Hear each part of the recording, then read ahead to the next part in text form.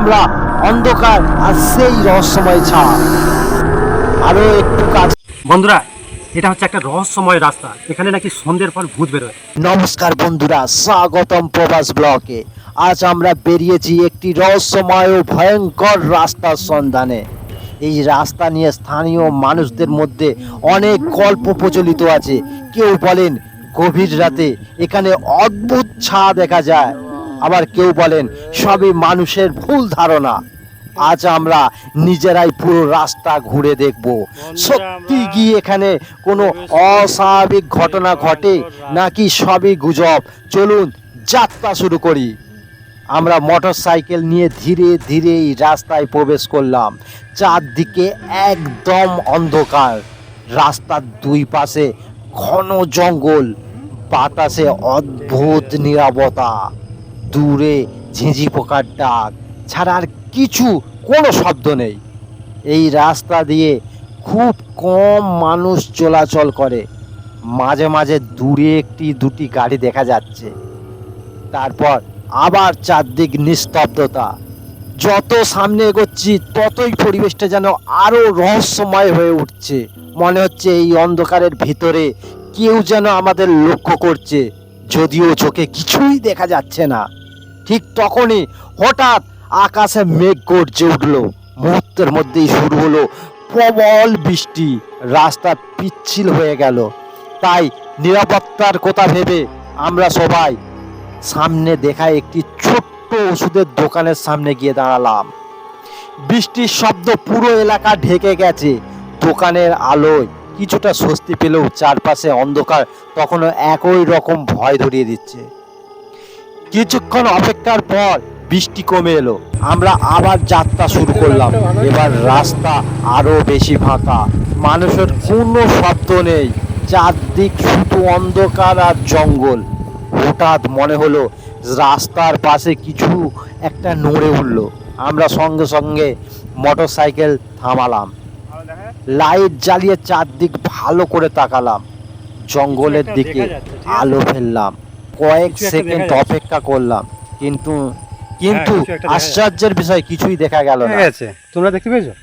আমরা এরকম দেখলাম, কেরম একটা আলো জ্বলছে। হাফিজ, তুমি দেখেছো? কিছু তো একটা দেখা গেছে। এই সাইডে লাইটটা মারো তো।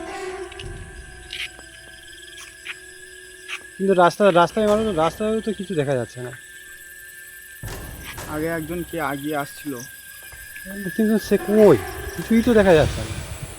তাকে দেখে আমরা এখানে দাঁড়িয়েছি। জঙ্গলে লাইটটা মারো।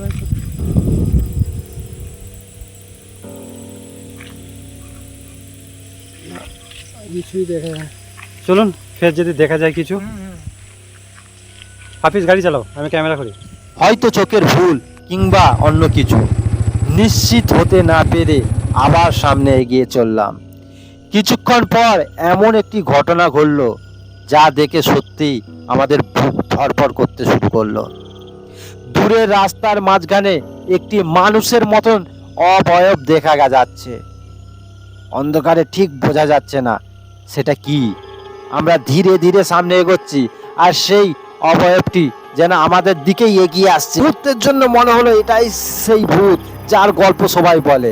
আমাদের হৃদস্পন্দন তখন অনেক বেড়ে গেছে। রাস্তার চারপাশে কেউ নেই, শুধু আমরা, অন্ধকার আর সেই রহস্যময় ছায়া। আরো একটু কাছে আসতে বিষয়টা পরিষ্কার হতে শুরু করলো। এই কে রে?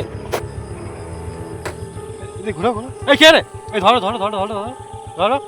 পালিয়ে যাচ্ছে, বাদ দাও। ধরো, না না ধরো ধরো ধরো। না, এটা কোনো ভূত নয়, এটি একজন মানসিক ভারসাম্যহীন মানুষ। অন্ধকার, বৃষ্টি আর দূর থেকে দেখার কারণে আমরা ভুল বুঝেছিলাম। তখন বুঝলাম অনেক সময় ভয় আমাদের কল্পনাকে বাস্তবের চেয়ে বড় করে তোলে। এরপর আমরা আরো কিছুটা পথ এগিয়ে গেলাম। পুরো রাস্তা ভালোভাবে পর্যবেক্ষণ করলাম, কোথাও কোনো অস্বাভাবিক ঘটনা চোখে পড়ল না।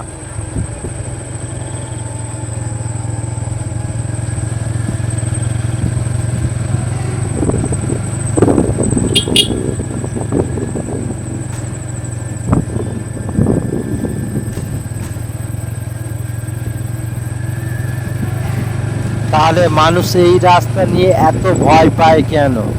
হয়তো চারপাশে ঘন জঙ্গল, গভীর অন্ধকার, নির্জন পরিবেশ আর নানা লোক মুখে শোনা গল্প, এসব মিলেই মানুষের মনে ভয়ের গল্প জন্মায়। যখন আমরা এমন জায়গায় থাকি তখন ছোট একটি শব্দ বা দূরের একটি ছায়াকে অনেক সময় ভয়ঙ্কর মনে হয়। অবশেষে আমরা সেই নির্জন রাস্তা পেরিয়ে এমন একটি এলাকায় পৌঁছালাম যেখানে মানুষের বসবাস রয়েছে। দোকান পাটি, বাড়ি ঘর, মানুষের চলাচল দেখে স্বস্তি ফিরে এলো। আজকের এই অভিযান আমরা শিখলাম প্রতিটি ভয়ের পিছনে ভূত থাকে না, কখনো কখনো অন্ধকার পরিবেশ এবং আমাদের কল্পনাই সবচেয়ে বড় রহস্য তৈরি করে। আপনারা কি কখনো এমন কোনো নির্জন রহস্যময় রাস্তা যাওয়ার অভিজ্ঞতা রয়েছে? কমেন্টে অবশ্যই জানাবেন। ভিডিওটা ভালো লাগলে একটি লাইক করবেন, বন্ধুদের সঙ্গে শেয়ার করবেন এবং প্রবাস ব্লগে নতুন হলে অবশ্যই সাবস্ক্রাইব করবেন। পরবর্তী রহস্যময় অভিযানে আবার দেখা হবে। ধন্যবাদ, ভালো থাকবেন।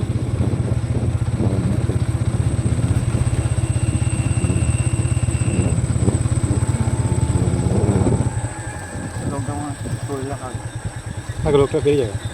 লোকটা তো আগে যাচ্ছে, ক্যামেরায় না আসছে মালটা, বুঝলে?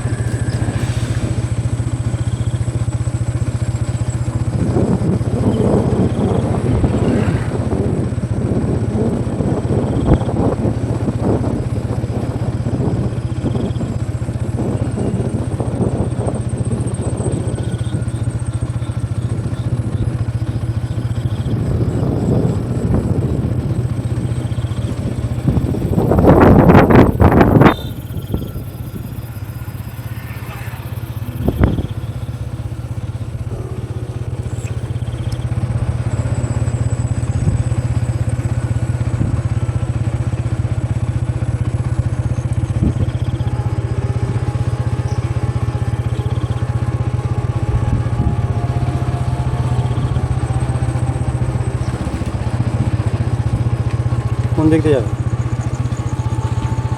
এই দিকে বেরিয়ে যাবে নাকি? হ্যাঁ। হ্যাঁ